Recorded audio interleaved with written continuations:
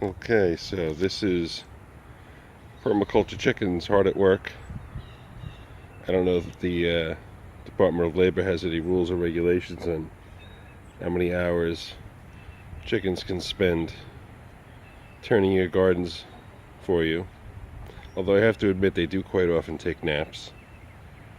They're not even trying to hide it sometimes. They'll just lay down right in the middle of the garden. Take a snooze in the sun. It's a little cloudy this morning, but it's supposed to get very sunny.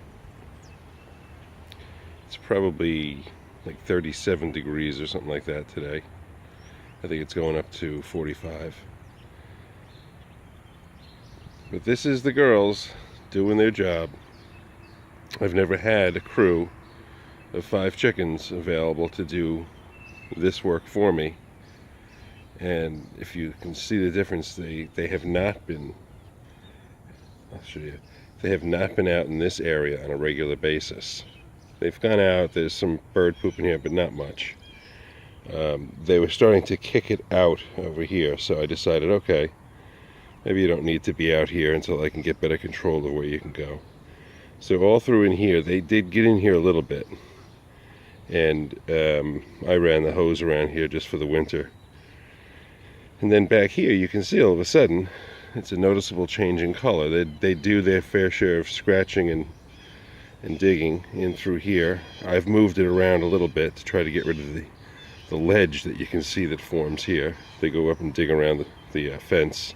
So I push it back toward this. And this is it. This area here is what I'm trying to get them to do their best at right now.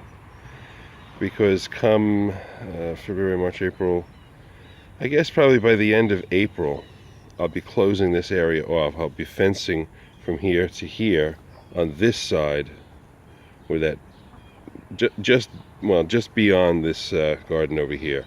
So between the gate there, they'll be able to get back along the fence and go all the way back behind the camper. And I may even break that up a little bit so that they only have access to certain areas.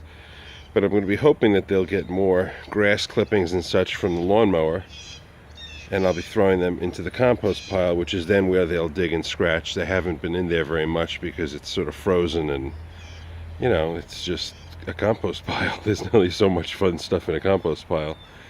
And if you're feeding them, you know, scratch, or they have access to the leftover kale and whatever gobblings there are in there, they do respond quite a few times to the sound of the crows in the background, or the blue jays. Maybe they know the difference. I don't know. Yesterday they panicked when they heard one bird.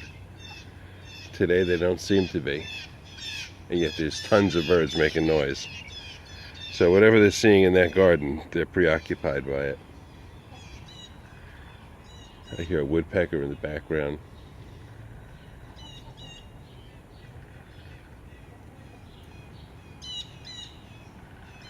The woodpecker spends a lot of time in this tree up here, which from the front of my house gives me a nice view of the comings and goings of the pretty good sized woodpecker. I forget what kind it is, but it's your standard woodpecker, probably about a 15-inch tall bird, and has a heck of a peck. You can hear it. That's a good distance away. And quite often that bird will wind up in this tree over here, equally noisy. Way noisier than the chickens are, that's for sure. So, this is it. This is a Tuesday morning on Long Island. And we're hoping that we're going to get a little bit more sunshine later today. Alright, girls. Talk to you later. Bye-bye.